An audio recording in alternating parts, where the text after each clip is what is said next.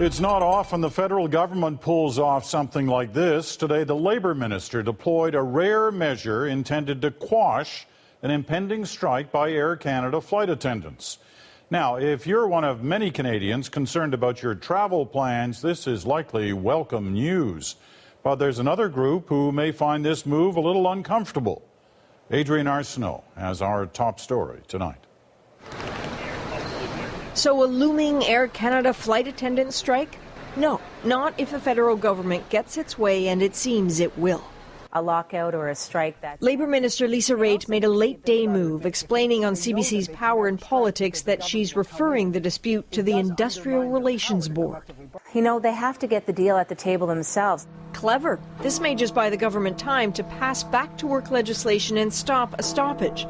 Labour relations specialists say it's an aggressive and unique move in a dispute like this. There's been 33 back-to-work legislations since 1950, but nothing that I could find of this type.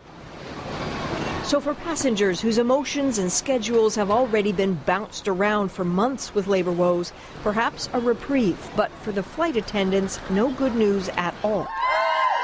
They're in a curious position, at odds with the company for months, increasingly at odds with their own union. Twice, the membership has rejected a deal worked out with the union and Air Canada. Now, they're leaning on social media to get their messages across. In some cases, silly treatments of serious problems. But I make an income below the poverty line. I don't care. When reached by CBC, flight attendants said they were too scared to talk openly, afraid of disciplinary action or of derailing hopes of a good deal. Anonymously, they shared images of conditions they say are inexcusable. Flight attendants on long shifts forced to sleep on the floor of planes. Others with layovers, nowhere to stay.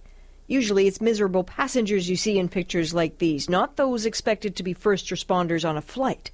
One flight attendant who would only communicate by instant messaging says those members who rejected the deal feel they have given all they can. So after 10 years of helping the company out and taking 15% wage cuts and labor cuts, we couldn't agree to more.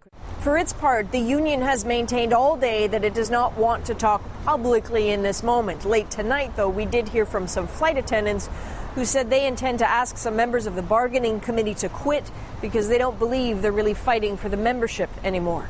This is difficult and it's getting thornier. Peter? All right, Adrian. Thank you. Adrian Arsenault here in Toronto.